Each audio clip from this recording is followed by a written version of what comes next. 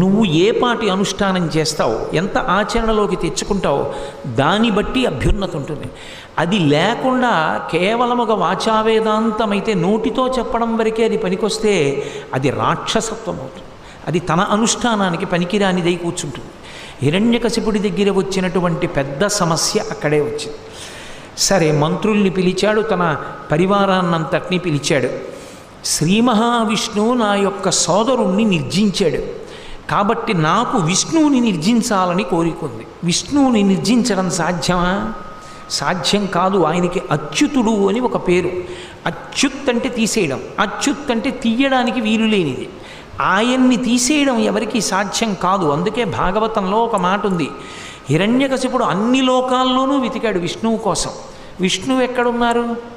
ఆయనే చెప్పారు ఒక చోట, వాడు నా కోసం వెతికాడు, నేను ఎక్కడున్నానో తెలుసా? వాడి గుండెల్లోనే ఉన్నానన్నారు. ఆయన వాడి గుండెల్లోనే ఉన్నాడు. విష్ణువు ఎక్కడుంటాడు? విష్ణువు అన్ని ప్రాణుల యందు ఉంటాడు. ఆభరణముల అన్నిటి యందు బంగారం ఉన్నట్టు విశ్వమంతా విష్ణువు వ్యాపించి ఉంటాడు. హరిమయము విశ్వమంతయు, హరిమయము కాని ద్రవ్యము పరమాణువు లేదు వంశ పావన వింటే అంటాడు శుకాచార్యుల వారు పరీక్షితుతో మాట్లాడుతూ.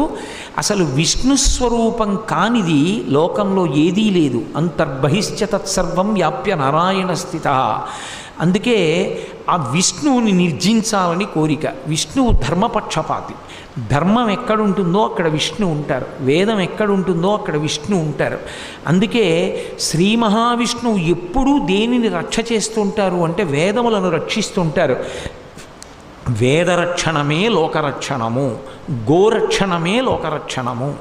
ఈ విషయం బాగా స్థిరంగా ఉంచుకోవాలి. అందుకే మత్స్యావతారంలో ఆయన వేదములను రక్షించడానికి కారణమేమి అంటే వేదము ప్రమాణముగా మిగిలితే లోకము మిగులుతుంది.